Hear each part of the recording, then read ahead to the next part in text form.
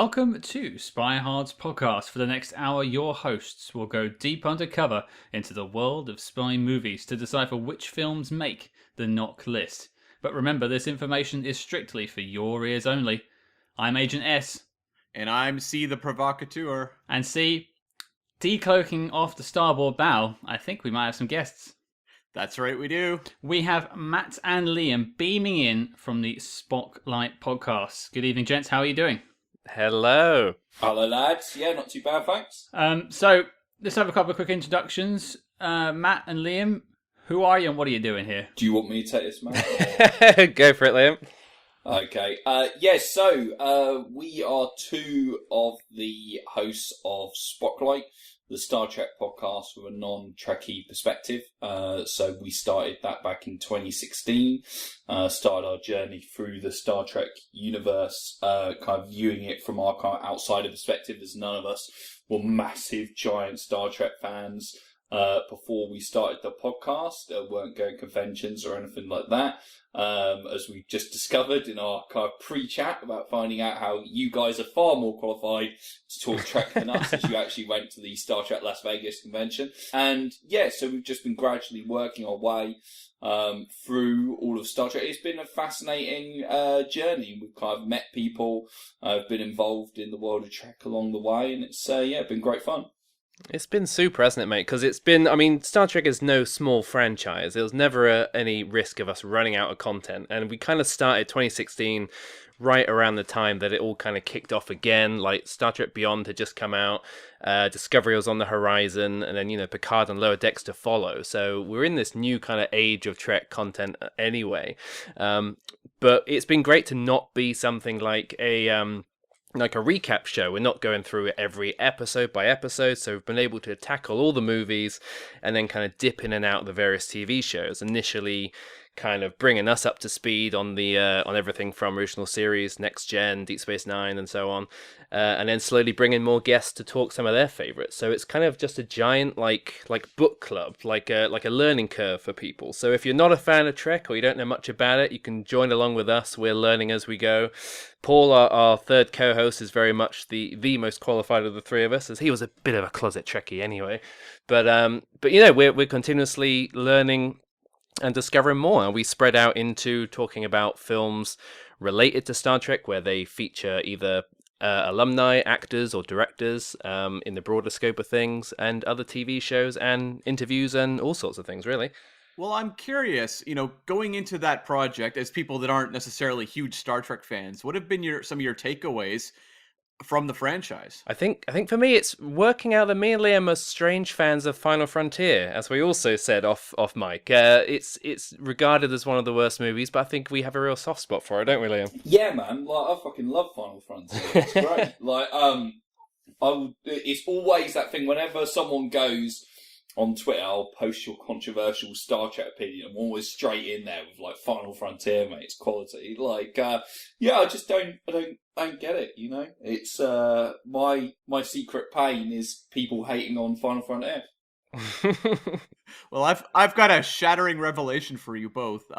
Right now, as I sit here recording this, behind me, framed on the wall, is a Star Trek V teaser poster. Incredible! Is it Hell, the yes. one with the seat on it?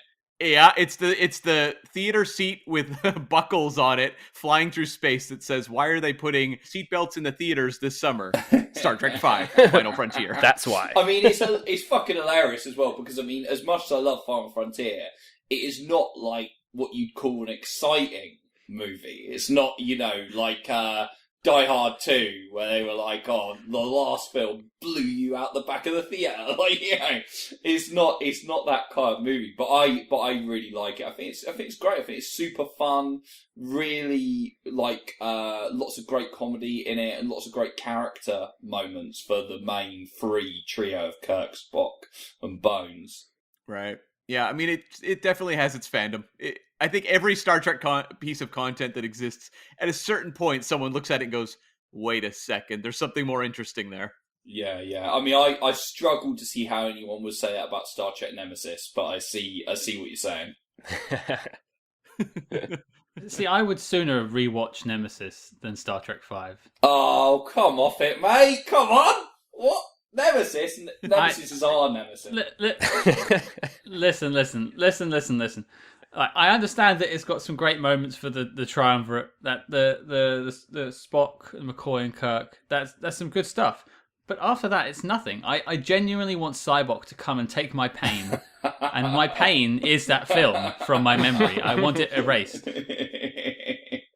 Oh man! But you're here now, and we have to strip you of your names. You are now Agent M and Agent L. We've got some sunglasses and black suits in the mail to you. Should be there soon. Excellent. I hope they're Ray-Bans, not knockoff. Yeah. We spend money here, don't worry. But in terms of the spy movie genre, what do you guys like? Do you want to go first, Matt? Yeah, sure. Like many people, I think, I'm a huge Bond fan. It's one of those ones where I'd only been seeing them in cinemas since World Is Not Enough onwards. But, I've since gone back and watched them all. And I think I've just, through catching a lot of them on TV first time around, because they're on so bloody often. And that being such a big spy franchise and staple, really. But in recent years, it's really kind of the baton has been passed quite a lot to the Mission Impossible films. Really love those. And so in terms of the franchise, I think they really are the big ones. And then you get the odd little film here and there. I think one that comes to mind for me is something like Burn After Reading, the Coen brothers kind of spy espionage comedy. And spy comedies don't always work, as we may find out today.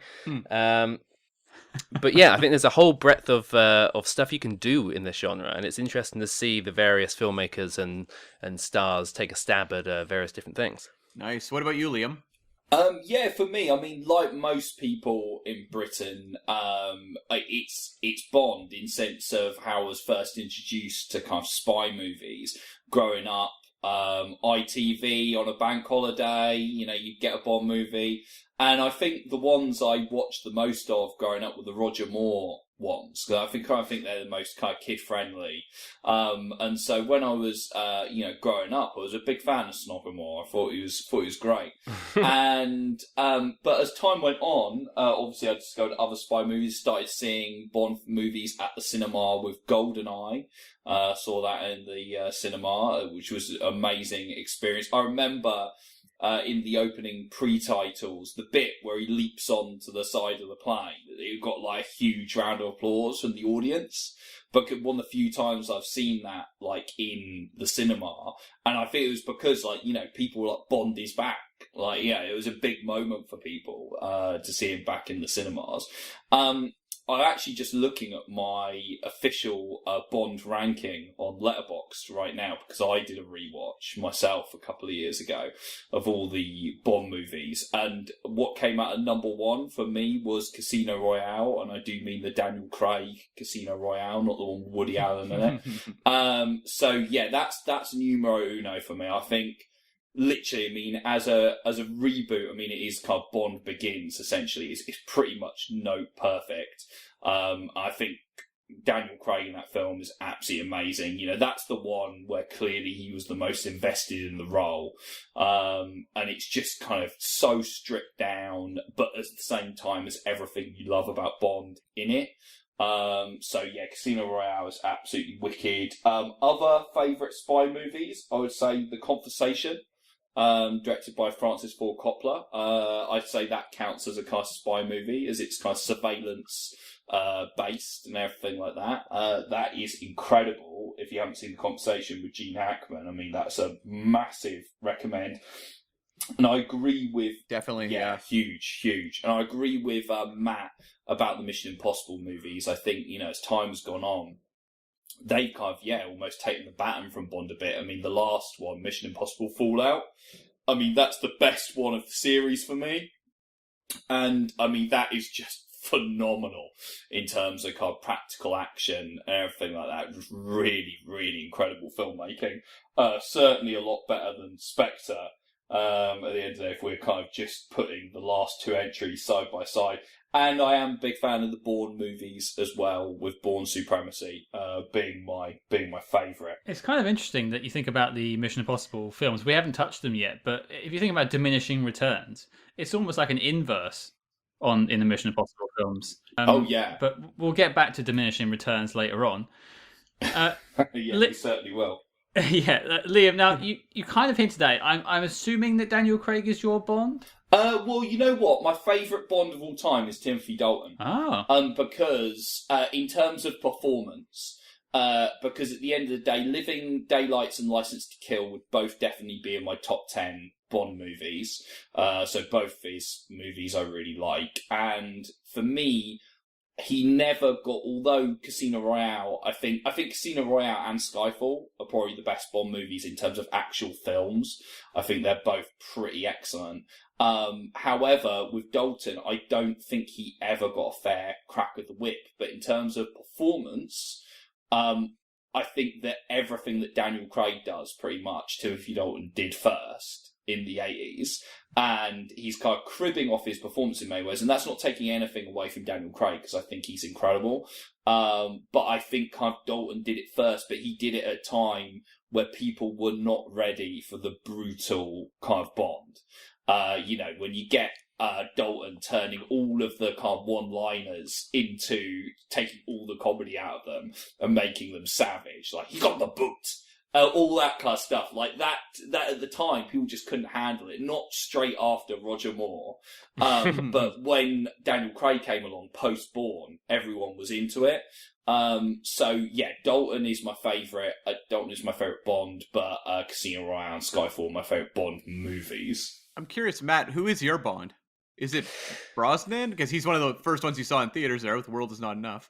It's tricky. Like, Brosnan feels like my Bond. I think he is my, quote unquote, my Bond. But Daniel Craig probably is my favourite still. And that goes a lot of the way about the quality of the films. Liam saying how Dalton performance versus movie. I think with Craig, performance is outstripping a lot of it. Because for me, Casino Royale is the number one in my books. It is my favourite Bond film and the best of his era. And a lot of his other stuff don't always land. Like, Quantum of Solace is a bit of an odd duck.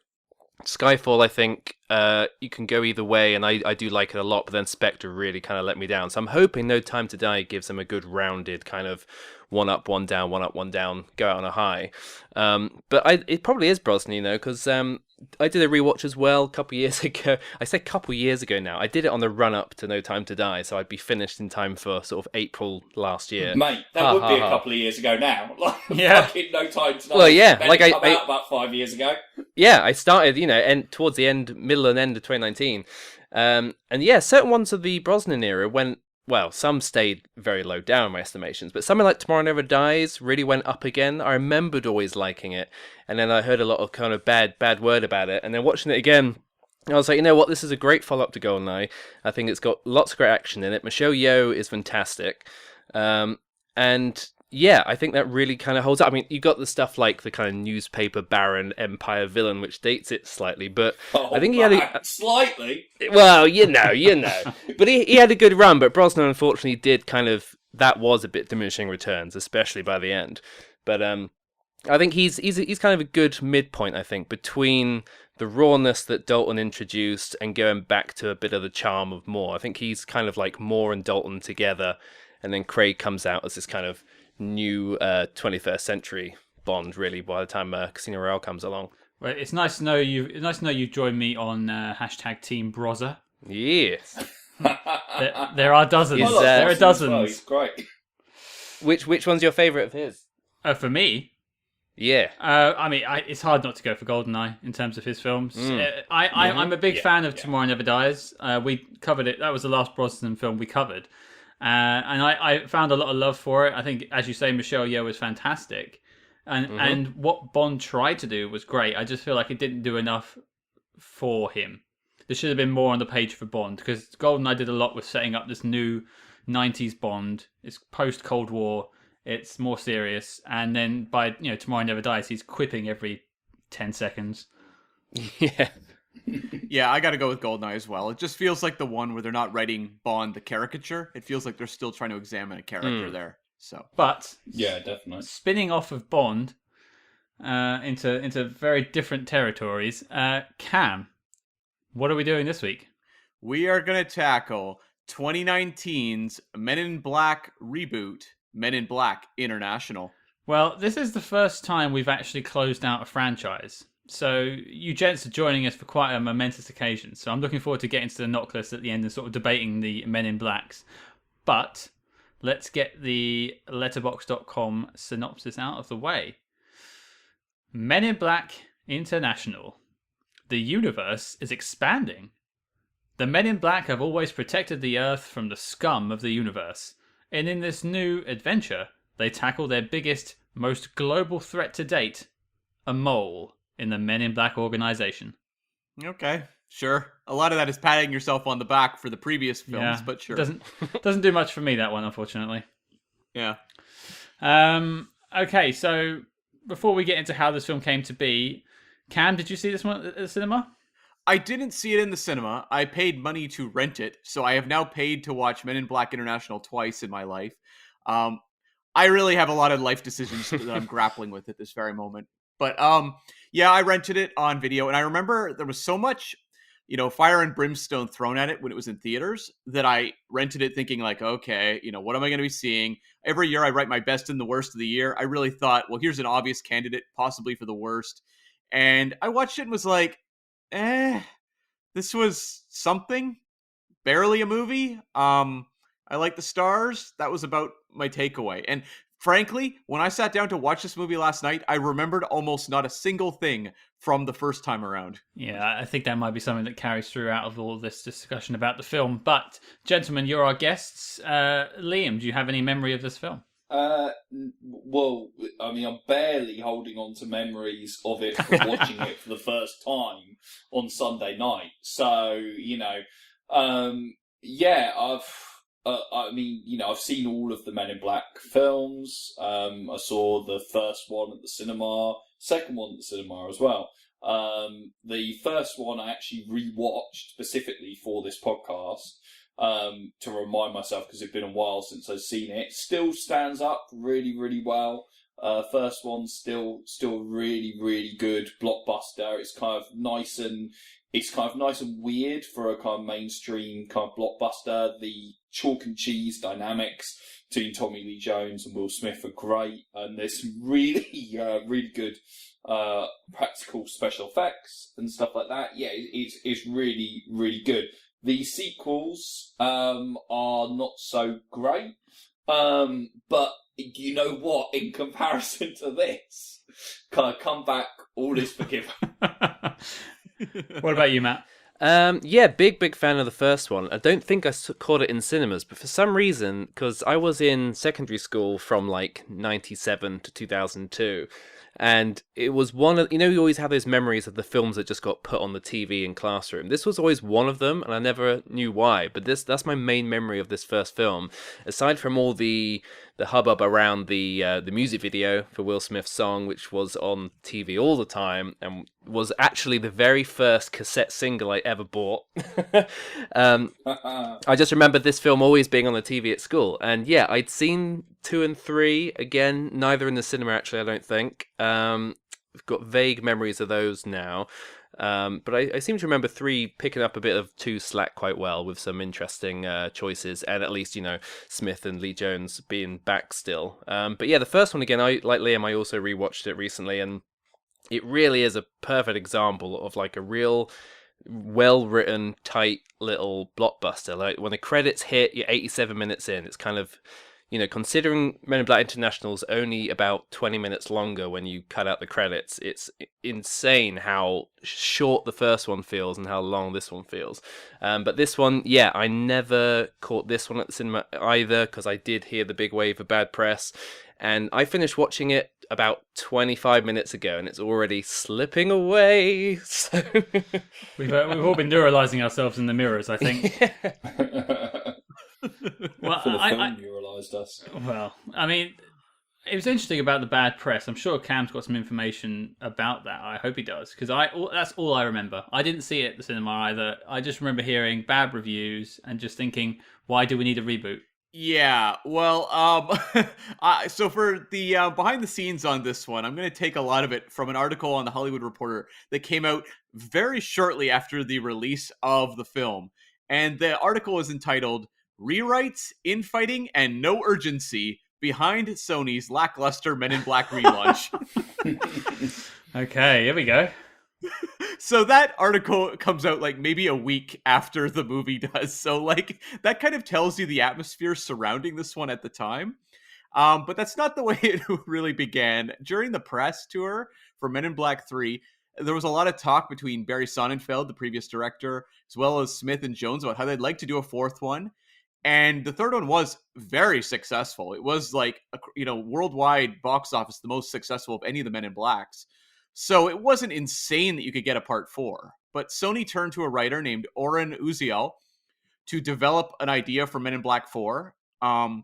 They were kicking around the idea of another, Tommy Lee Jones Men in Black film, but they just decided it was way too expensive and there was no future to that franchise. Tommy Lee Jones is obviously getting older.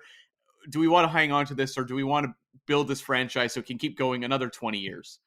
So they ultimately decided, Oren Uziel had a writing credit on a little movie called 22 Jump Street. And they decided to develop a Men in Black 21 Jump Street crossover project that would have been directed by James Bobbin, who'd done the Muppets films, as well as I think he did, I think he was on Flight of the Conchords as well. And so that was sort of the idea. And I'm just curious from you guys, does the idea of a Men in Black 21 Jump Street crossover film sound appealing? Yes. More than this? Yeah. Yeah. Like, in terms of, I knew about MIB 23, as it was provisionally called. And yeah, when I was watching this film, I was like, that project sounded weird as fuck. But you know what? 21 Jump Street and 22 Jump Street are both successful, very funny films. So, they, in terms of pedigree, we've got a lot more chance for that to work and be in some way amusing than this. I would have totally gone for that over this.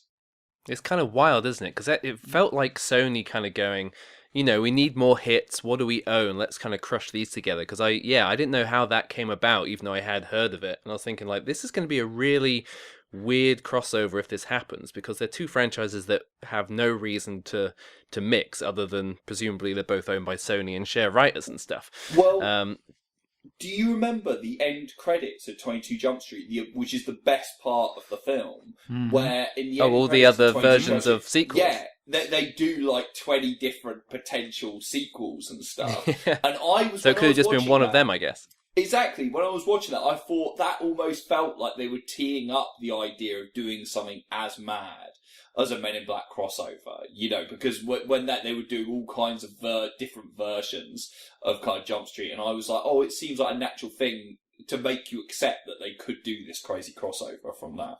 That's where the idea came from, I thought, because I remember seeing 22 Jump Street, and there is a slide in those end credits that has, Jump Street 23 or whatever it is, and the four of them on screen, so Tommy Lee Jones, Will Smith, and the two stars.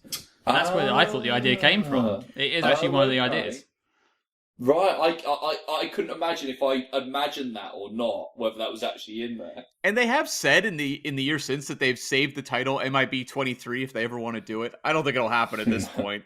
But the reason it didn't happen, the fingers seem to get pointed at Jump Street producer Neil Moritz, who just couldn't work out a financial deal for the project. And so they ended up the whole thing just kind of fell apart. And they decided, okay, we need to reboot this instead. So they turned to writers Matt Holloway and Art Markham. They are responsible for writing the original Iron Man, although that's a project that everyone involved with always says there was no script for that movie really when they were shooting it. So I always find that fascinating how often I see from the writers of Iron Man on projects when it's like, really? Really? Because they also had heavy hands in Punisher Warzone and Transformers The Last Night. Yeah, I mean, Transformers Last Night is an absolute fucking turd of a film. And, like, when I saw that was their kind of last credit prior to this, I was like, oh, yeah, that makes sense. Because these are both, like, such fucking turkeys. I mean, with Iron Man, it's one of those movies that you never fucking know with kind of massive blockbusters, in terms of so many screenwriters usually get their hands in the script at some point or another. Just because they've got a credit, you never really know how much they did for the film. Like you say, like Favreau and all that, they always say that there's tons and tons of improv on the Iron Man movies and stuff like that. So you just don't know. Yeah. And so they ended up deciding they were going to go with their script. The studio was very high on their screenplay initially. They said it was quite edgy and more timely. I think a lot of that just got watered down because what happened was director F. Gary Gray joins. He's done movies like Friday, Italian Job, Straight Outta Compton, Fate of the Furious. He comes on board, and it's kind of funny because he previously did the sequel to Get Shorty, which was a Barry Sonnenfeld film. And now here he is doing Men in Black 4, a sequel to Barry Sonnenfeld's franchise. But he comes on board, and it seems like pretty early on there was a real clash between F. Gary Gray and producer Walter Parks. Now, Walter Parks is also a writer in his own right. He wrote the movie War Games as well as Sneakers. That's a stay tuned for this podcast in the future. But these two, it just seems, did not get along. But they brought in Hemsworth and Thompson because they wanted to utilize that chemistry that was created in Thor Ragnarok. That was entirely the plan, was to take that winning combination and make it work here. But it seems like in terms of the production, it was just very messy in terms of behind the scenes. They said there was 17 weeks of prep time with the green light. And so there was just constant rewriting on set, constantly. And F. Gary Gray changed the initial villain concept. It was supposed to be 4 villains, kind of like a band like the Beatles, that combined into one. That was turned into the twins. F. Gary Gray came up with the idea of hiring the Les Twins pair as the villains. Oh, it was them. It was. It would be, yeah. Yeah, they're like French hip-hop dancers for those that don't know. But it seems like this was just one of those blockbusters where they were just writing endlessly. And Walter Parks, the producer, had a heavy hand in overseeing the rewrites, which I don't think necessarily went well with what F. Gary Gray wanted to do. And apparently he tried to exit the production several times during production. They say that Walter Parks stepped in as director a few times. So it sounds a little awkward. Chris Hemsworth and Tessa Thompson also hired their own dialogue writers to come onto the project to write their dialogue. So it was like a lot of writers. It seems like the original writers were actually on set throughout the process, but nonetheless, a lot of chaos going on behind the scenes. The one, I guess, thing I'll say is that apparently the post-production was pretty smooth. There was no major reshoots, so everything they shot pretty much just they were happy with, I guess. The studio tested 2 cuts of the movie, one by F. Gary Gray and one by Walter Parks. Walter Parks' version was the one chosen. But there was a Sony source who said of this time that Sony was an absentee landlord. They were nowhere to be found. Like, this thing was just spiraling while, the people behind the project were like, I don't know, whatever. You say Parks wrote Sneakers? Yeah. I mean, Sneakers is a wicked film. Yeah, like he has credentials. It's not a case of someone with no talent or no storytelling ability, interfering here. And when both versions, it sounds like both were shown to test audiences, his was the one they went with. I mean, the film that they came out with was bad, but it's like, does that mean that F. Gary Gray's version was worse than this? Maybe. I guess we'll never know. Release the Gary cut. I don't think this is going to pick up the same hype as a Snyder cut, unfortunately. No. I think it depends on who you screen it to a lot of the time as well, because if it's like a bunch of kids, maybe they prefer this version. I don't know. I wasn't a big fan of that, but we'll get into that in a bit. But it does really feel like too many cooks at this stage. Yeah, that seems to be the case. Yeah, it's kind of definitely. Yeah. It's kind of nuts about the whole separate dialogue writer thing as well, and it makes sense because a lot of it feels like kind of loose improv, and if it was essentially like basically improv, but it's been written down 5 minutes beforehand from different sources, then that also doesn't help everything gel. I think we'll get into the characterization here. It's kind of all over the shop, and towards the back end, it kind of throws most of it out the window to get things going along. And I think that tidbit about the dialogue stuff really does give a bit of a clue as to where these characters were and how important they were to the rest of the film. So just in terms of the box office, the movie cost $110 million, which actually isn't that extravagant. So they were kind of hedging their bets a little bit. Domestically, though, it made $80 million. And international, $173 for a worldwide total of 253 million.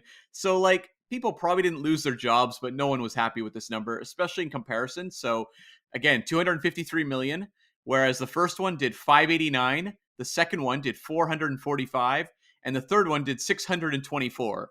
So this is not progress, people. Did MIB3 cost more than this? Yeah, it did, yes. Yeah.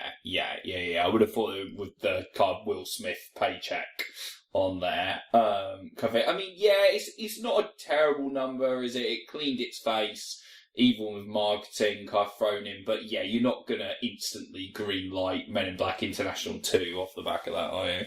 No, and it landed at number 34 at the worldwide charts between Jordan Peele's Us, which was fantastic. And it's interesting, it landed one spot above Dark Phoenix, which was another very expensive, too many cooks in the kitchen blockbuster that kind of ended a franchise. Yeah. I mean, Dark Phoenix is also pretty terrible. It is. But I think I got more out of it than I did this. God. Right. And the top three for this year, number 1 was Avengers Endgame. Number 2 was The Lion King. Number 3 was Frozen 2. All hail Disney, our lords and masters.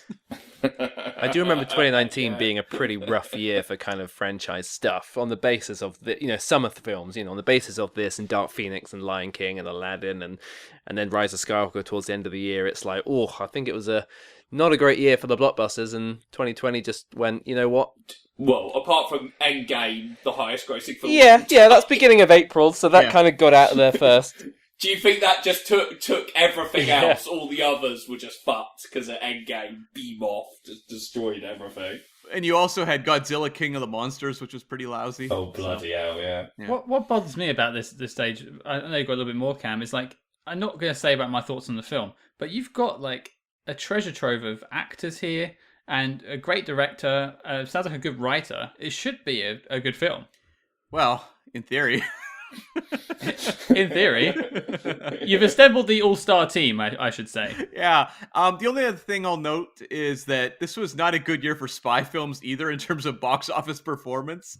So Men in Black International actually beat all the other spy-related films on the top 200. And beyond that, actually.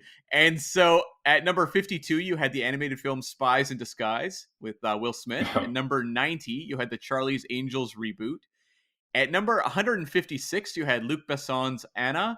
And at number 298, you had the Keira Knightley drama Official Secrets. So not a great year for franchises or spy movies. So there you have it. That kind of sums up 2019. But I will say there was a note in that story on The Hollywood Reporter from a Sony source where they said, in the wake of the box office performance of Men in Black International, they said, Men in Black will be revisited again, maybe as a series or as another movie.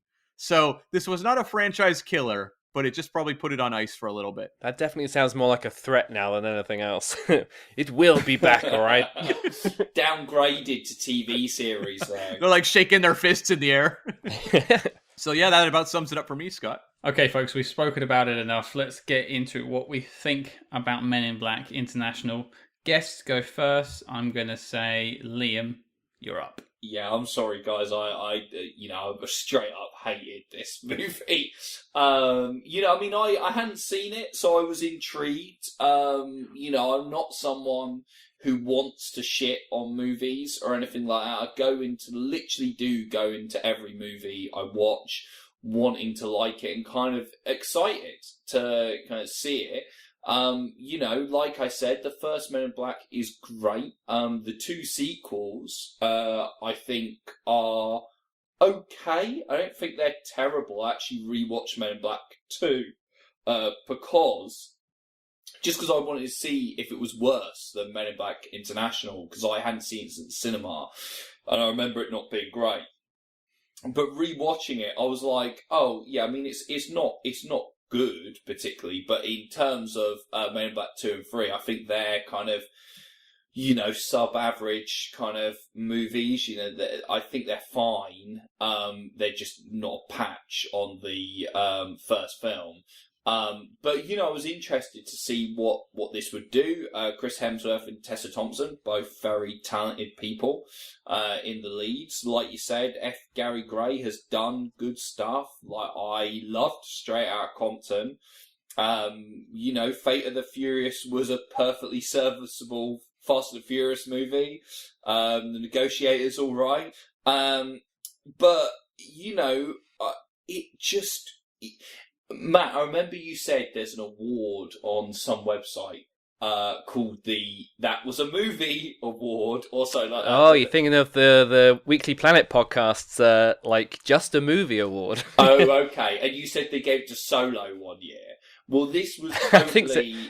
That kind of like, it's the one of the most cookie cutter product corporate feeling films I've seen in years, where it really does feel, and it sounds like behind the scenes this was the case, does feel like too many cooks made by committee, tab A and slot B kind of film, where it's not even, when I watch it, it's not even an interesting disaster like we recently covered Batman and Robin on the podcast from 1997, which is obviously often famed as one of the kind of biggest kind of, turkeys of all time. But I would watch Batman and Robin like 20 times rather than watch Men in Black International again. Because Batman and Robin, as mad as it is and everything like that, and, whether it's successful or not is another question, but it is fun in terms of to watch. You can have a laugh kind of watching it because it's kind of, it's grand folly. Whereas this is not bad in that way. It's just boring because it's just so soulless. And that's my kind of take on Men in Black International. I think you should stop pulling your punches, Liam, and tell us what you really think. Yeah. So we'll put you down as a liked. Okay, Matt, what about you? Yeah, no, I think you totally hit the nail on the head there, where it does feel like this is a really prime example of all the ingredients looking good on paper and then nothing kind of clicking. And it must take a miracle for nothing to really work, because it's not even like Hemsworth and Thompson are improved on screen together. They obviously have great chemistry in the Marvel films, but here it's kind of just sucks it all out. And for me, I think it's a case of it's kind of all slick but no charm. And the Men in Black films are always full of charm, mostly through Will Smith, of course, and his really dynamic performance. But here it's just lacking that soul entirely. And you know what? It nearly kind of had me in the first 20-25 minutes, because outside of the kind of cold open in Paris, where it does kind of end very abruptly, but the reason for that kind of comes out later on, the initial stuff with Tessa Thompson's character I was kind of getting into. I quite like the idea of this character who had witnessed something as a kid, had avoided being neuralyzed, and obsessed over trying to find them. That stuff was kind of cool. And then it's like they kind of went, all right, screw it, let's just get her in. And, her just kind of walking into the headquarters kind of negates so much of the secrecy from already set up in this franchise. But then from that point on, it kind of tinkers along a bit. And you're about 40 minutes in when you realize the story hasn't even really started. Or if it has, it's kind of unclear as to what it really is and why we should care. And I think that's it. There's very few reasons to care. And the script continuously pulls out turns or twists that kind of keep the plot moving forward, but are based on kind of nothing. And it's either like characters coming out of nowhere, or stuff like, spoiler alert, Liam Neeson eventually being the kind of villain. And it's like, this would mean something or land in any way if we'd spent any kind of time with him or were invested in his relationship with anybody. And it's kind of like that across the board, where it's just a very weird mix of characters feeling like they're walking on set for the first time in every scene, and not even the actors, like the characters just meeting each other continuously. And I think Hemsworth he's a great guy, but I think here his character's flawed. I think his performance is a bit lacking, and it just adds up to being one of the many reasons why nothing really works here, on top of everything from like the overuse of very cartoony looking CGI, a lot of misplaced humor, a very kind of drab villain for the bulk of the film. The list kind of goes on, but what did you guys think? Is it similar to you? Well, Cam, you're the only one who actually saw it around its cinematic release and have revisited it since. You didn't really like it then by the sounds of it, but has your opinion changed? No. Oh. I don't. I actually prefer this one to Men in Black 2, which I just thought was really terrible and cynical. But this movie is just such a nothing, and it commits the worst sin I find nowadays. And it's interesting, we were talking about blockbusters of this year and movies like Rise of Skywalker. this movie is almost entirely people over-explaining what should be, in theory, a fairly simple plot. Mhm. Like, when you look at the other Men in Blacks, they have a very well-honed premise. Like, what is the concept of this movie? How do we pay this off? Whereas this movie, it's trying to be this sort of convoluted whodunit, but it doesn't even have the confidence to do that well. So you just have characters running in circles, speaking constantly about the plot and giving exposition.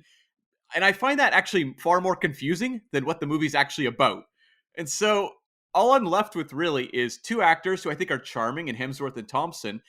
And I don't hate their chemistry together. The characters don't feel anywhere nearly as well defined as the Will Smith, Tommy Lee Jones characters. I don't think their chemistry makes a lot of sense. I don't understand their camaraderie as characters, but I like the two of them as actors, and they make this kind of painless for me, even as I'm sitting there going, why is any of this happening? Like, why is this so confusing?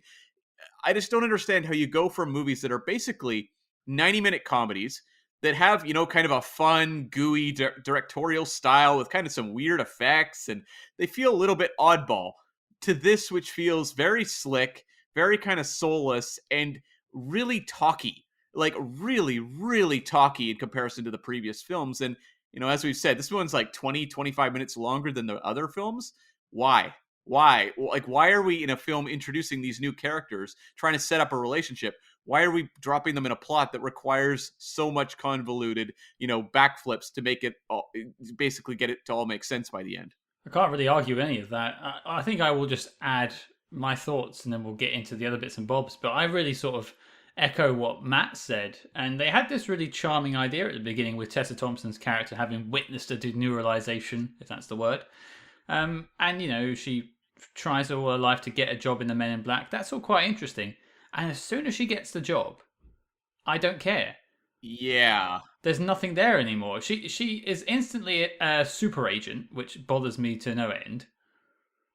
I don't understand why Chris Hemsworth is looking to her for information when he's been doing it for years. But overall, it just loses its charm at that point. And I will say a very damning thing about this film, and Cam can definitely echo this. I'm an idiot. I'm an absolute idiot. And my second note, and this is the first time I watched the film, was Liam Neeson is the bad guy. Right. Yeah. I mean, it's pretty obvious. I just don't understand. So much of this movie is about the Chris Hemsworth character and people saying he's not the same agent we used to know. This is not the same man. I don't know. What was the original guy like? I have no concept of who he was. That's a big problem. Like, that's the sort of thing you want to establish that character very well so that we can understand the change. But by the end, when all is fixed, he seems kind of the same dude anyway. Yeah, and you see the same in the prologue. So it's like, literally, I just go, there's nothing, it's like, there's nothing different about him. He's exactly the same bloke. It's just that when you ask him about that specific event, he repeats the same thing. That's the only thing that's different. Yeah, it's almost a shame because it's like, the twist being that he's been neuralyzed, which is actually kind of a cool idea that, this main actual agent character this whole time has been memory wiped from the past, but it leaves him almost like this brain dead zombie for the film. And you don't question it because you think they're just playing the kind of laid back hunk character when really he's essentially just like sleepwalking through his job. And you're right, it's like the effects of, his shitty behavior and his competence that we're witnessing throughout the film would mean something if we actually saw him in his prime. With his prime, and my notes are like, was his prime meant to be that Paris thing? Wasn't that only a year ago? And all these sorts of things. And it's like, well, hang on, yeah, this is signposting what the eventual answer is, but in a bad way, because it means that the answer is sort of just kneecapping your entire film because it's leaving you with a character who is very clueless, and you're right, has to turn to the other character for answers, who is meant to be a complete newbie. So it's not a great look for the Hemsworth character. And I was also just on a minutia-related tangent. I was very confused. At the intro of the movie, you have it set up in 2016. Him and Neeson are going on this mission, right? And then a card shows up that says 20 years earlier. And I'm like, wait, is this 20 years earlier from 2016 or from 2019 when this movie takes place? I didn't think of that. Oh, God. That's horrible. Well, yeah, because I thought if it's 20 years earlier from 2016, that puts it at 1996. So then I thought, oh, these two agents that are appearing at young Tessa Thompson's house, one of them surely has to be Tommy Lee Jones as a cameo. No. Yeah, I thought that. I kind of like the idea of like her parents have been neuralized, and it's this neuralization that sends her on the path to Men in Black, whereas him, it changes his fate. But the movie's not interested in really delving into that material, the ramifications of the neuralizer. But I think they maybe had an interesting idea there, just in a kernel of an idea off the at the outset there. Yeah, but yeah, Scott's totally right in that once she's in the job, all her past backstory is completely jettisoned. Like, there's no lingering like trauma about this life that she's left behind, because she moans about, my whole life is nothing. That's why I'm great for the job. But there's no residual nothingness about presumably her parents who have just been memory wiped. Like all of that becomes completely null and void. And you could have just started the film with her just being a new recruit, basically, and all that stuff of fighting to get in is barely usable, other than that she has maybe slight more knowledge about certain things because she's been such an obsessive researcher all this time. But it feels like that doesn't tie in the right way. It just feels like they're just writing out the answers. So it does tie in, but not in the right way, in the sense of it turns out the entire reason for it is just so the alien she met at the start can be the alien at the end, which was the biggest load of fucking bullshit I have ever seen. Yeah, I wrote down M's childhood aliens, the same random henchman in Italy. Get the fuck out of here. I was getting very strong Lilo and Stitch vibes off that opening. Yes. I can't help but wonder if that was intentional. Yeah. It was just cuts from the Lilo and Stitch live action remake that we're definitely getting at some point. It's in development. Oh, is it? Yeah, it is in development. Yeah, it is. Yeah. They riff on other films in this film, and there's one moment I'll get to later. But you both mentioned that you rewatched Men in Black for this. And the whole charm of Will Smith's character is that he doesn't know what he's doing, but he's very good at what he does. Yes. He's a very street smarts versus book agency smarts, isn't exactly. It? And but she doesn't have either of those charms. I love Tessa Thompson. She's great in tons of things I've seen her in, but this just isn't for her. This she's a great actress, but what is on the page and what is done by her, her coaches on set is just not very good. I also don't get it because they set her up as someone who's very, she has studied her whole life for this. This is someone single-minded and focused. And you're like, okay, I kind of get it. She's basically the Keener trying to prop up this sort of, this dude who's kind of lost his way. I kind of get that. But then we have scenes where they go to like the club and she's lied about knowing any of the alien language. And I'm like, wait, does she know a lot or does she just fake everything? I don't really get it. Yeah, I mean, with Tessa Thompson, it is. I agree with you. It does seem weird in terms of because we haven't really watched her. We haven't really watched her in between being a child and now. We just know that she's been searching for the Men in Black all this time. But at the moment, she seems to be working like a call center or whatever, and it's just kind of. But she doesn't really seem to have any training, like you say, or anything like that. But it's like, I guess. But she's amazing. So I guess we're to believe that she's just kind of self-trained herself at some point, like in the earlier parts of her life. Like, but she doesn't, it's not like she's Bruce Wayne. She's been able to travel the world and kind of, train herself up and everything and learn. She's been working in places like call centers. So I'm just kind of like, when did you become this super duper agent? It's that thing where they say, that she's in her probation period for the film. So that kind of is their get out of jail free card in that element. But you're right, and it doesn't work in that at times Hemsworth is very much in charge. Like that bit during that London set action scene, which I quite liked with all the guns being in various hidden away in the car. Funny. That's quite a funny gag. And he's obviously saying, look, there's this here and this is how it works. And then but yeah, I just don't think it all ties up there, and it's a shame. Well, you also have that sequence early in the movie, which is actually the most spy movie-like scene in the entire franchise, which is Chris Hemsworth at that card game, dealing with like the crime lords. And I'm like, wow, this feels like very much like a spy movie. But they're also portraying him as somewhat of like a James Bond-like figure.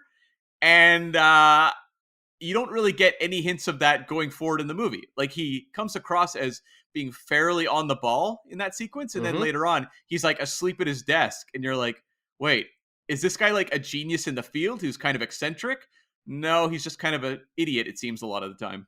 Yeah, he's like a kind of slacker character some of the time, isn't he? But at the same time, like you say, they are leaning into kind of James Bond tropes. In fact, one of the things I noticed about this film is it seems to lean into a lot of spy movie tropes far more than the other Men in Black films. Like, it doesn't really feel like a Men in Black film, but more of a, James Bond movie with the globe-trotting aspect of it, which is not a Men in Black thing at all. It's very kind of Bondian. I swear, towards the end, Emma Thompson says, "Welcome to the circus," like it's fucking Tinker Tailor or something, like Tessa Thompson. So I was like, that really confused me. And there's like, bits of Bourne in there and all kinds of things. It just, because there's full on kind of, fist fight scenes like towards the end where they're having real fisticuffs, which has never really been a big part of Men in Black before and stuff like that, with Tessa Thompson having a real kind of showdown with Rebecca Ferguson and stuff like that. It just seemed, to be leaning into other kind of franchises rather than the one it's meant to be. Well, I mean, you also have this whole idea of a mole in Men in Black, which... Oh, 24! Yeah! Yeah, that's very spy movie, as well as we have Rafe Spall playing a character named C for careless. Yeah, I thought that when he turned up. I was like, what? C? Like, from Spectre? Like, yeah. And I swear, isn't someone called M in it? Isn't there an agent? Yeah, Tessa Thompson's character is M. Yes, Tessa Thompson is called M, and I was like, what the fuck is going on? Why are they using the Bond letters? Well, I'm going to say, I'm all for that, because what we've lamented in the past, Cam, is that they've not done anything with this universe of Men in Black. They've kept it very just sort of contained within New York, whereas, there's a whole intergalactic, whatever going on. And so doing these other things, spy tropes, going to London, it sounds great, but I don't think they execute it particularly well. Yeah, no, that's I think that's where it falls down, because with the Bond stuff, I felt it was becoming very Mission Impossible as well, because you got Rebecca Ferguson showing up, you've got the mole in the agency, which is very kind of IMF,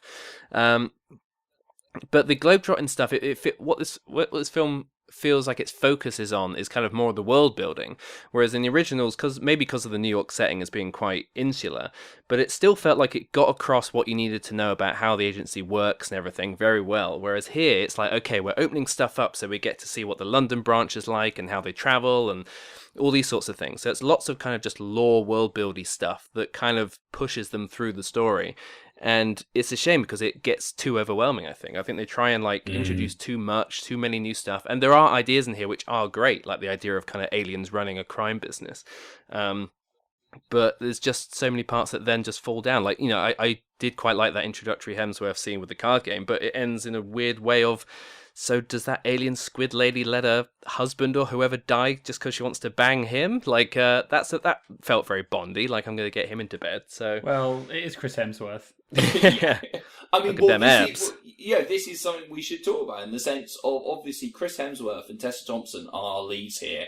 Undoubtedly, two of the best looking, sexiest movie stars around. And I was like, it struck me as odd because it just seemed like XX had gone, who's hot right now? Chris Hemsworth and Tessa Thompson, get them in. But I was like, was Men in Black ever about that? Like, Tommy Lee Jones is not a looker. Will Smith is someone he has a lot of charisma, but he's not kind of classically kind of handsome in a Hemsworth way or anything like that. And for me, Tommy Lee Jones and Will Smith, their duo was far more about a chalk and cheese kind of thing and comedic, whereas here it just seemed far more, they'll look fucking sexy in the suits, like that's all we need, get them on screen. And I was like, surely that's kind of getting away from what Men in Black is about. Is it really that kind of franchise? I also think it would be far more interesting, because when you look at that Will Smith, Tommy Lee Jones, the reason that movie grabbed people so much was that was not a pairing that made sense on paper. And I wonder if it would have been smarter to do a pairing in this movie that really took people by surprise. Like, I never would have thought of those two actors being in a blockbuster together versus having that obvious comparison point where anyone can look at this movie and say, well, I like them more in Thor Ragnarok, because people really love Thor Ragnarok. So, like, you're kind of asking to be compared to that movie in terms of their pairing. Yeah, no, definitely. I agree completely. It literally is as simple as that, isn't it? It's just going, oh, people love them in Thor Ragnarok together. Right, let's get Thor and Valkyrie back on the screen. You know, right down to Hemsworth is doing his Thor accent. He just sounds like Thor in this. Yeah. Well, here's a question I have written down for everyone. I'll just throw it out there about Chris Hemsworth's performance. Do you think he is too pretty to be believable in this role? Because they have to, make him fat to be upset in Endgame. You think of stuff like, what else has he done recently? Obviously, there was that Netflix movie. Extraction. Yeah, Extraction. Extraction, where he's kind of sad for a little bit.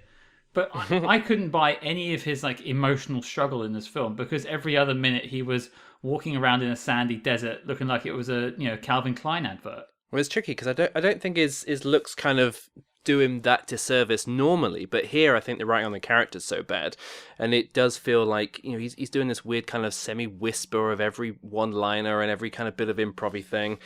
And he is a funny guy. Like he's a really great bright spot in the Ghostbusters remake, and he's naturally very funny as Thor. But I think here, for whatever reason, it feels very much more try hard and knowing, like in a bad way. And every time when he's trying to do a funny bit, it feels like he's winking at the audience a bit too much. Like when he picks up the hammer, and it's like, oh, there's the Thor gag and stuff, and it just suddenly makes it not funny. But I think he definitely has the ability to make you believe in him as a character, because I think a lot of his performance in Endgame is actually really, really strong. But here I just don't think anything else services him, and either he knows it and he's not trying, or he's trying really hard and it's still not working. Well, and also, I mean, this character is introduced in that James Bondian sequence. We also see a scene where he's walking to the MIB headquarters and an alien woman is slowing down time or something. So Yeah. Oh yes, that's really weird. It's weird, and it's just uncomfortable to watch. It's a really bad moment. But they're setting up this character as this dreamy hunk of a character who's maybe a little bit reckless, but boy, is he cool under pressure, as we saw in the spy sequence. But so much of the tragedy of this character is that he's been neuralized. That's what we're supposed to grapple with. But we don't get that until they're literally in an elevator going up to the final confrontation. He's not a character who's grappling with anything throughout the movie. Yeah, completely. You never even feel even in Men in Black 2, which as I said, I rewatched the other day, obviously the crux of that is to do with bringing Tommy Lee Jones's character back, who got neuralized at the end of the first one. And even though that is not a great film or anything like that at all, Tommy Lee Jones does give you a bit of wistfulness in terms of when he is the neuralized version of Kay in that film, where he's kind of looking at the stars, and there is a faint glimmer of a memory there, but he just can't quite see it. And with that, Tommy Lee Jones does have that kind of pathos within his character, whereas with this, it's more just they play it, like you say, like he's just randomly a little bit kind of slackerish and lunkheaded occasionally. There's never really a feeling of there's something he can't remember and it's haunting him, which with this would have been interesting because of the fact that it's not that he's been made to forget everything about his life. He's been made to forget this very specific event. And it's that thing of, if he all along, because he's still working within the Men in Black world, every time he saw that painting, or say he was desperately trying to remember, and he would be haunted and by nightmares or something like he was a more haunted character. That could be more interesting. Definitely. And so much of this movie is, as we've said, world building. I'm just curious, did the story work for you guys? Because I think when you look at the other Men in Blacks, the stories are very basic. Despite the fact the other Men in Black films had a lot of production problems, really every single one did. I think they came up with storylines that were fairly engaging and kept it to the point. were you guys ever grabbed by this whole story of what the Hive? I don't even know what the Hive is, but this whole thing with the Hive and an invasion and what have you, and a box that's being passed around. Like, did any of that feel well, defined to you guys? No, definitely not. I mean, it literally it's one of those films that depress me to even try and follow. Like you say, it's not it's not a smart movie, but what they do is, this happens a lot with kind of blockbusters this nature, where these kind of corporate product movies, is they'll take a very simple idea and then weirdly overcomplicate it with the plot by chucking loads of different stuff in it. And it's just that thing of you're making this stupid movie too complicated. This is not a complicated idea, but your storytelling is so bad that it's now making it complicated. What's even more damning about this whole Hive thing as well is, throughout most of this film, you have the twins from Matrix Reloaded chasing you around, and they're the Hive, and they're trying to get this weapon. And then in a sentence, oh, they're not actually from the Hive, and they weren't actually the bad guys, but don't worry about that. We've killed them now. Horribly. They're ripped out of existence, and now we have to focus on something else. So these two good guys that have been killed, great, but we don't have time to reflect on that because we have to have a lift trip with Chris Hemsworth. Yeah, I had no idea about all that stuff. And with the Hive, it was like, because it's weird how that's kind of named as the baddie, but essentially what it is something to do with the Hive shows up in Paris, and I don't know, takes over Liam Neeson, but we don't see that. Then we have the red herring of the two twins for nearly the whole film, and then at the end it's like, oh no, I'm actually part of the Hive. And it's just an odd thing, and you're right, it's too complicated, and then there's nothing comes close to the simplicity or performance of someone like Vincent D'Onofrio from the first one, who is incredibly engaging, really, really creepy, and it's a great blend, of practical and CGI by the end. But here, I got pure Mummy Returns vibes for this finale set piece. Like, it's very nearly Scorpion King bursting in. Thank God it wasn't quite that, but yeah, I don't know.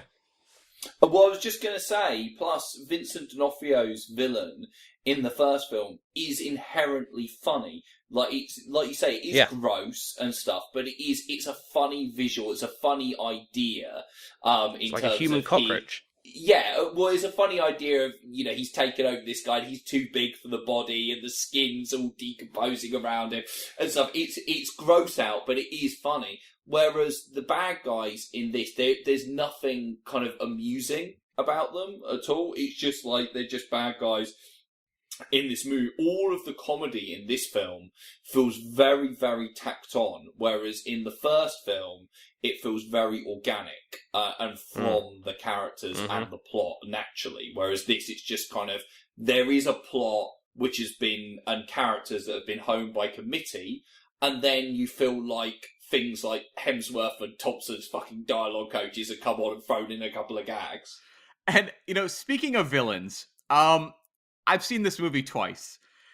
Both times throughout the movie, because it didn't stick with me, obviously, after the first time, when they kept talking about this, was it like Mistress of Death or something that Hemsworth had a relationship with, I assumed they were talking about the woman at the start of the movie. Oh. Because they name drop this RZA character constantly, and I'm like, oh, of course, that must be the character I met earlier in the movie. And both times, you would think, right? And both times I'm fooled. But here's a question for you. Can anyone answer the question to me? Why do we go, for story purposes, why does this Rebecca Ferguson character exist? And why do we go to her little compound? For 20 minutes of screen time. Yes, there's no other reason, because the only thing is they have that box, this weapon that is the weaponized star or something like that. It gets stolen by that beard alien. Mm-hmm. They have to chase it to her compound. That's it. They have to go to retrieve this weapon from her. That's the only reason she's in this movie. The only thing that pays off this alien at the start of the movie that Tessa Thompson's character has met. It's entirely a 20-minute diversion that adds nothing to the movie and has nothing to do with the story. Hang on, no. It does add Chris Hemsworth in a pink shirt. True, I suppose. I mean, that is very important, to be fair. But, I mean, he's just, I think it's this globe-trotting aspect. They are clearly wanted to get in for some reason, despite it not being something from the original Men in Black films at all. It just seems to be making it very Bondian for no reason that they want to throw those aspects in. Well, I wrote down something about the bad guys. I wrote down in my notes just sort of a timeline of the Men in Black films. And so we've got Men in Black 1, Alien is bad. Men in Black 2, Alien is bad. Men in Black 3, Alien is bad. So you'd think maybe on the fourth one they might try and do something different. And so they go, yeah, we're going to have Liam Neeson as the bad guy. But they don't even commit to that. They make him a chameleon thing by the end. So it's just Alien bad again. Plus also Rebecca Ferguson. Yeah, because don't they try and say that Neeson, it's not a case of him... Well, no, because there's that bit where he tries to get through to him, doesn't he? And his eyes change. So it's almost like he's saying the original Liam Neeson is in there still, but at the same time, It also makes it feel like he's just dead and gone, and it's not him anymore. It's like, which is it? Well, was Liam Neeson taken over while Chris Hemsworth was having his Superman 2 adventure in the elevator in the Eiffel Tower? Yeah, I guess that's what you were meant to think. Well, Yeah. I don't know about that, I don't know, because it cuts off at the beginning where they're both heading towards the thing, and I just was like, oh, I guess there was a battle and they lost and Neeson got taken over, who neuralyzed Hemsworth, and then that was that, and went kind of deep cover. I'll say another thing about the funny talk about the globe-trotting aesthetic and how kind of pointless it is. That opening prologue, of course, which is set in Paris. I mean, obviously, quite clearly, they did not go to Paris to shoot that fucking sequence. Because I think Liam Neeson even gets in some kind of, gag about hating Paris. And, it was one of the first lines in there. I was like, well, clearly, because you obviously refused to go there, Neeson, because they had to shoot this all on fucking green screen, because you immediately see a giant, CG Eiffel Tower and completely green screen backgrounds. And I just, fucking hate that shit. He's like, guys, you've got the money to go and shoot in Paris. If you really want to do that, which I don't know why it's important anyway, couldn't this be set up the Chrysler building or something? You know what I mean? Why does it have to be the Eiffel Tower? Spent all their money shooting in London outside of Greg's. That's where the money went. It's not even a Greg's. It's an Eat. And it's not even an Eat. It's a soundstage that randomly I happened to read around the time they were making this, an article behind the scenes which described the shooting of that scene. And those bits where the bit with the car and all of the different car weapons, and you've got an Eat and all that kind of stuff, that is a soundstage, and they just meticulously recreated a certain street in London on a soundstage. Because I know that exact street, and I've been in a coffee shop across the road many times thinking, this is funny. It's an exact replica of that street on a soundstage. I would also say Marrakesh was also a soundstage. And the desert, for sure. Blue screen. Oh, yeah, big time. As we're talking about effects here, we need to talk about Pawnee, the character voiced by Kumail Nanjiani, who may be one of the most poorly integrated CG characters I've seen in a long time, where, they introduce him. I don't hate the concept of this character. I don't even know if I hate the character that much, but he never feels like he's in the movie. A lot of it is just Kumail Nanjiani voiceover on the film, where the character is not even visible. Single shot close-ups of him, right? Where it's very little integration. Yeah, half the time he's not shown at all. They'll pick him up, and then he's invisible for minutes at a time, but you'll hear his voice somewhere, disconnected from any sort of physical body. You're like, oh, I guess he's here somewhere. Well, yeah, Liam was saying about the comedy, and I think, and how, there's not much of it organically placed in, and I feel this is where they went, right, this is where we're going to cram it all within this character, because he showed up, and I thought he was going to be like a one-scene move-on thing, but he becomes like the third part of the team for the entire, final act, basically, and more. Yeah, it's weird. Yeah, and to be fair, he's probably the thing that made me laugh the most in the film. I mean, when I say laugh, I do kind of mean a mild titter, maybe. But I mean, Kumail Nanjiani, I think, is a naturally funny comic persona. I think that given to another actor, this character might not have been funny at all. I think given to him, his delivery can be naturally funny within the film, and I think he perks up some moments by being there. But it's not a great fit. And like you say, Matt, it's that thing of it feels very much like, they've just thrown, almost out of desperation, just gone, which comic actor is hot right now? Come on, Nanjiani, he's just come off the big sick, quickly throw him in! Just so desperate to inject some laughs into proceedings. And, I mean, you referenced Ghostbusters, the 2016 reboot a while back. Did anyone else pick up on the similarities between Pawnee having a tether and basically diving into this portal to save Tessa Thompson with the ending of the 2016 Ghostbusters? They're very similar, and they're both Sony productions, and they're both reboots of Sony products. I mean, you have to remind me of the ending of the 2016 Ghostbusters at this point. I've seen it once, and it's kind of exited my mind. I'll jog everyone's memory, where I believe I can't remember which character it is, whether it's Kristen Wiig or Melissa McCarthy. One of them falls into a portal in the ground, and the other one ties, a rappel cord and dives in the portal after them to save them. And it's this extended portal sequence, which feels almost the exact same thing as we get here. God, I don't remember that at all. I should say that I'm not hating on the 2016 Ghostbusters movie. It's a lot better than this. Even though I don't think it's hugely successful either.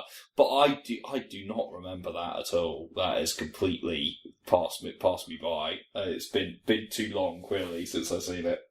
It definitely has that too many cooks in the kitchen thing, though, where I'm like, okay, yeah, totally. Sony is making this movie.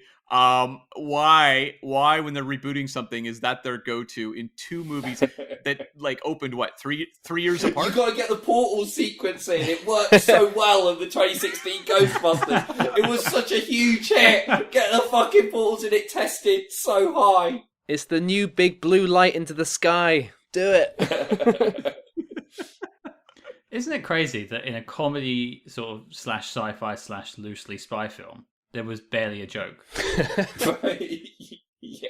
I was just saying, can it even count as a comedy? That's the thing in terms of it doesn't even fit. If you compare it to the original film, it doesn't even feel like it's aiming for funny, particularly. It doesn't feel like it's particularly bothered about being a comedy. It feels more like, just a sci-fi kind of spy action movie that they went, at some point, throw some jokes in, rather than actually being a straight-up comedy. Well, you do get, weird little jokes that some of them are really bad, where Pawnee makes a reference to, a new Kanye album, and you're like, oh, boy. Those are the types of pop culture references so that were topical. really grating in... Yeah, so topical. Those are the types of references they were throwing into Men in Black 2 that were, really grating, where they'd hired someone to actually insert pop culture references, like Who Let the Dogs Out. That's the sort of stuff that you could kind of detect in this movie as well. Controversial, but I'm going to take Pawnee over Frank the Pug. Oh wow. Oh boy. Geez, I don't know. Frank the Pug in little bits and pieces, the first one. I think I come down on the side of pro him, but boy, when they're extending his scenes in Men in Black 2 and giving him the Who Let the Dogs Out kind of stuff, that's pretty grating too. So I might agree with you there. But here's a question. Was that Frank the Pug in this movie, or is that another pug? Because I was under the impression from Men in Black 3, where Will Smith had the giant poster of Frank on his wall, his bedroom wall no less, that Frank was dead. Yeah, that's what I got. Apparently it is Frank the Pug and the same voice actor, apparently. So what you're saying is that Will Smith's character in Men in Black 3 is so enamored with his coworker that he hung, and living coworker no less, not one who died in the line of duty or something, that he hung an enormous portrait of this character's face in his bedroom. Must love dogs. Yeah. Yeah, Will Smith's character is apparently, thanks to this movie, more insane than I even realized.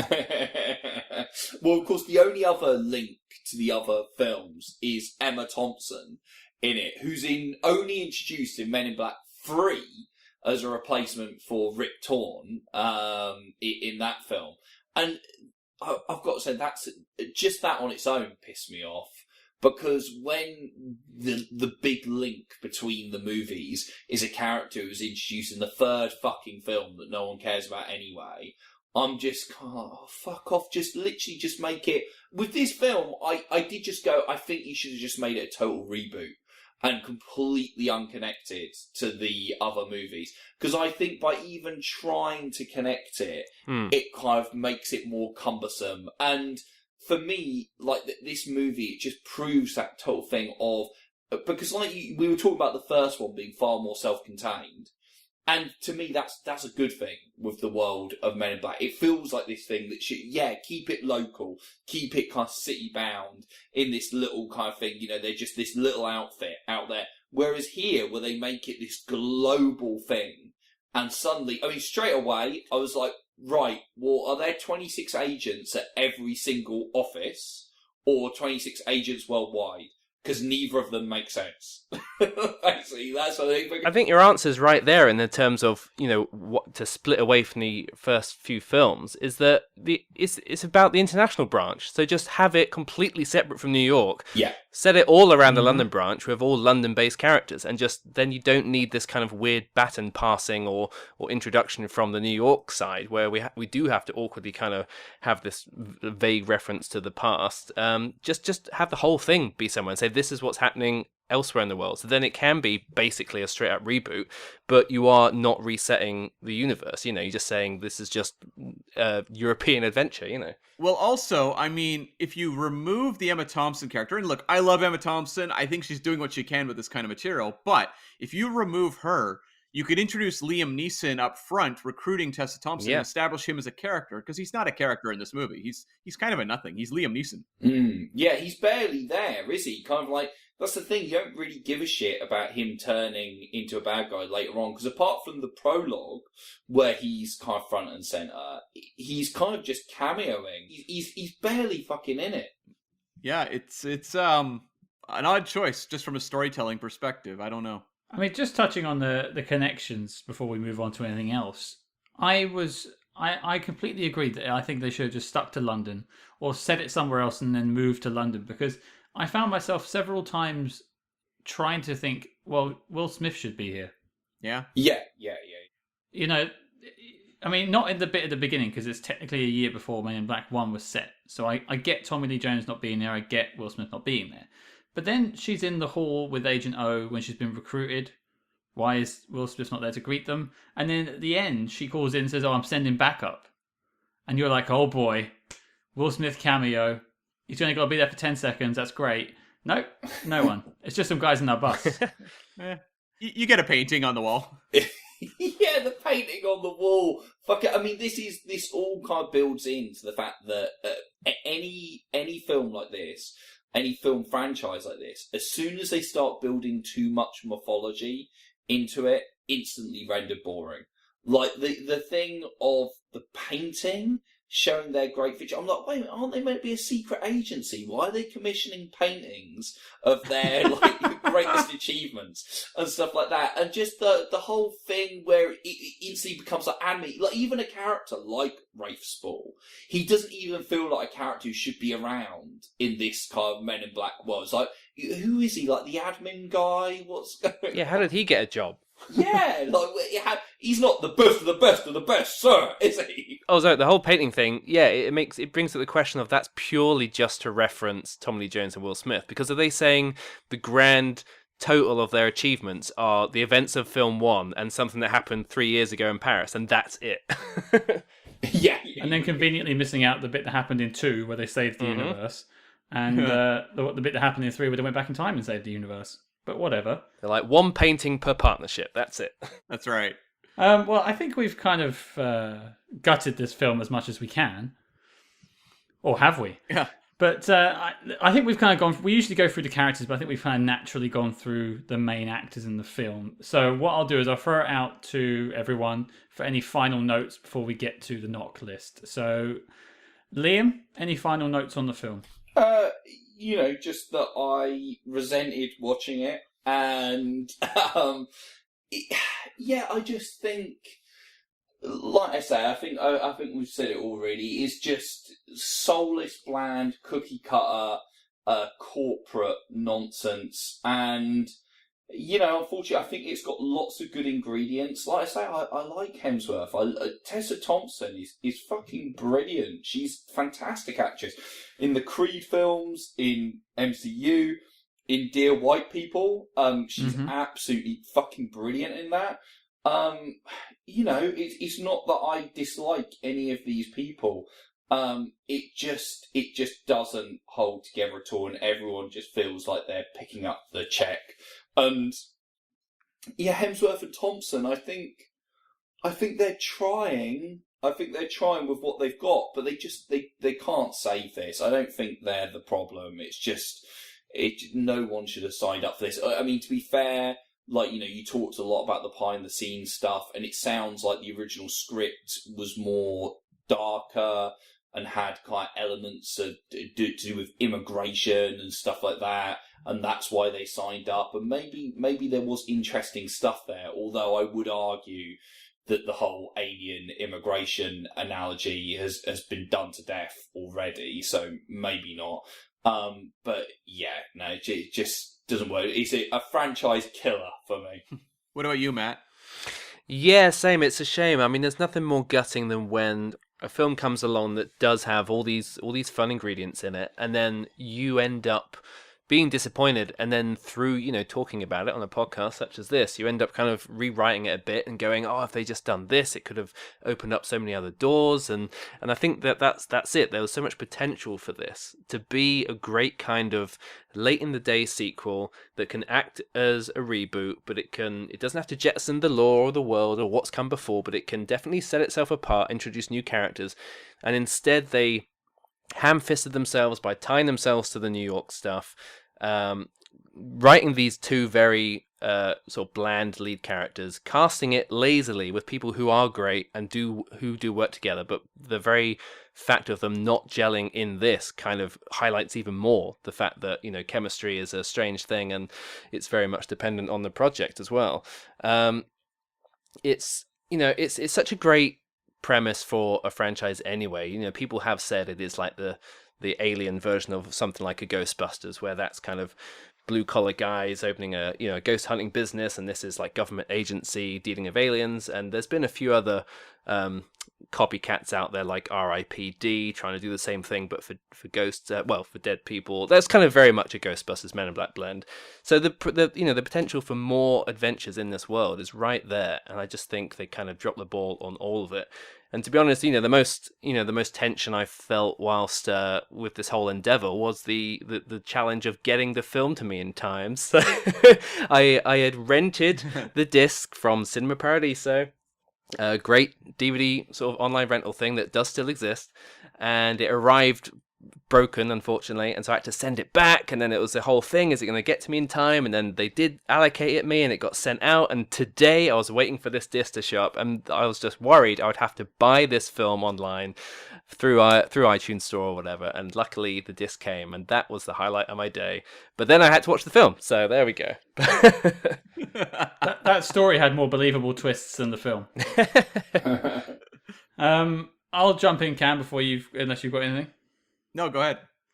Well, I had two quick notes. The first note was there's this feminism subplot that's sort of mentioned by Agent O and Tessa Thompson and Agent M. Like, oh, it's the men in black. But if you're going to talk about this stuff, don't just do this surface level, like, tossing off a one line. Yeah, I agree. Actually deal with the issue of it. Or don't mention it. Yeah. I agreed. It's a little it's a sort of moment that just makes you go like, ugh, that's a little cringy. It's pure lip service. Absolutely. Yeah. It's not doing anyone any favors for representation or anything like that. And there is a quick note I wanted to make mention of. I don't know if you guys pay attention to IMDb and go into the details, but Vern Troyer did have something to do with this film. Oh, God. What is that, Scott? So, basically, they had Vern Troyer do the mocap for Pawnee. Oh. Wait a second. You're making this up, aren't you? Well, I'm not having a go, but isn't Vern Troyer dead? Yes, I think he's dead now. We're playing off of after he watched this film. He was so disappointed.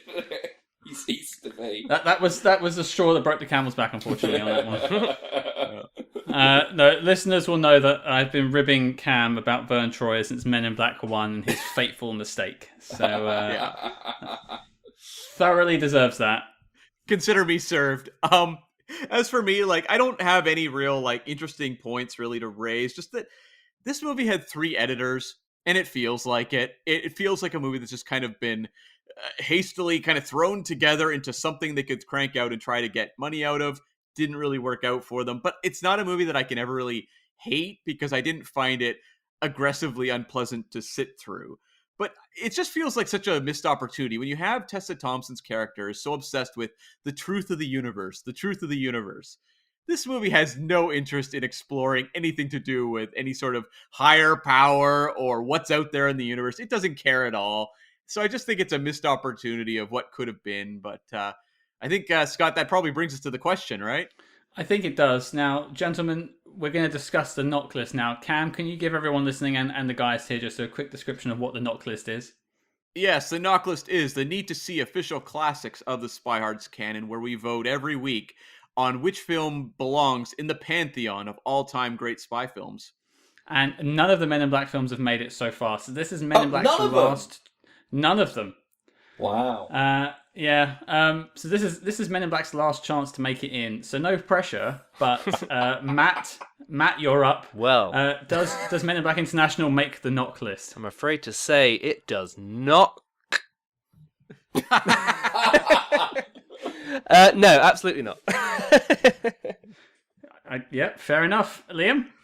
I mean, I don't think this is going to buck the trend, is it?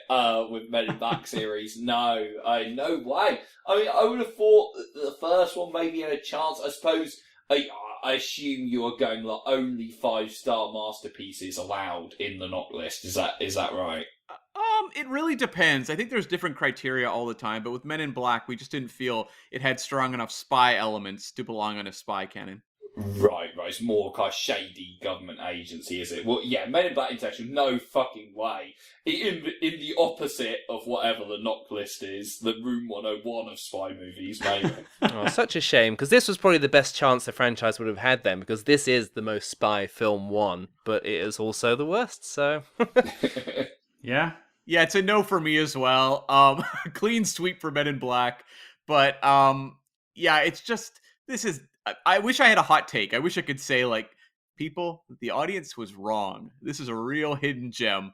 I cannot say that with a straight face. So that's 3 no's. It's down to me now. Can I give it one final yes? Can I? No, I can't.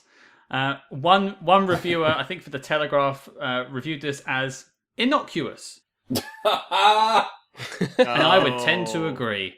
It's just, you've got this all-star lineup of writers and actors, like I said in the beginning, and they just fumble. They fumble from the very get-go, and they keep fumbling until the fucking end. I don't usually swear, but I swore on that one. And it's such a shame, because I really thought it had some new blood and some revitalization. I just thought that the reviews were wrong, which can be the case, but unfortunately, it was just a waste of 2 hours of my life. Well, there you have it. Yeah. So, Scott, we should just, to wrap up Men in Black, give our rankings. I don't know, are you and I have the same ranking where it goes 1, 3, 4, 2? Yeah, I'm the same. I would say in terms of rankings, it's 1, 3, 4, 2. Okay. What about you, gents? If you were to rank the Men in Blacks? Yeah, I can rank the MIBs. So for me, it would be 1, 3, 2, 4. International for me is by far the worst. Like Men in Black 2, I can totally see why people would take against it, but I rewatched it after watching International for the first time since the cinema, and I've got to say that after watching International, Men in Black 2 stood up so much better after watching that. I think maybe just because it isn't as bad as International. It definitely has bad elements, like the lingerie model bad guy, like Laura Flynn Boyle, just literally, just completely fetishized all over that movie. But you know, it's not great in any way, but I think it's fine. Same with Men in Black 3, but I don't think either of those, I don't think any of them are good films apart from the first one, really. But yeah, first one, the best. International, very much at the bottom for me. Yeah, I mirror that ranking, Liam. Yeah, 1, 3, 2, 4. The thing I'm most bummed out about, I guess now, thinking about it, is that we never got a Men in Black 2, which was Will Smith and Linda Fiorentino as the pair, because, you know, she does step in at the end of the first, but... That's for an alternate universe's franchise to enjoy, I think. Yeah, right alongside the future adventures of M&H. Yeah. I mean, tell you what, watching Men in Black 2 again, because I didn't even remember that she wasn't in the second one until you were speaking about it the other day, Matt. And watching it, it's like her disappearance is kind of handed out in one line, because it's just that Jay just keeps every partner he's given, he just ends up neuralizing them because he's like, oh, you're not good enough. And literally it turns out that he did it to her as well, but it was because she said she wanted to go back and work at the morgue instead. And it's like thrown out in one line. I'm like, fuck off. Oh, yeah, no, I don't believe that. Because Linda Fiorentino is aces, and I would love to have seen her been a proper partner. Like, I think, to be honest, I think bringing Tommy Lee Jones back was the big mistake of that franchise. He's like, he should have been gone at the end of the first one, because that is a really surprisingly emotional ending for the first film by writing him out. And if they just made the second film Will Smith and Linda Fiorentino, I think it could have been something really special. Mm-hmm. I think that would have been good. I think the second time they could have saved it is if they'd gone with the Josh Brolin, Alice Eve sort of idea after the third one. Yeah. Because that's interesting, like a 60s version of the MIB. You can do all this retro stuff. I think that's got some legs. Yeah, and Brolin was amazing. For sure. Yeah. Well, there you have it, folks. The dossier on the Men in Black franchise is complete and thrown in the bin. Yeah, unfortunately, no hits on the knock list. Better luck next time. But thank you for playing.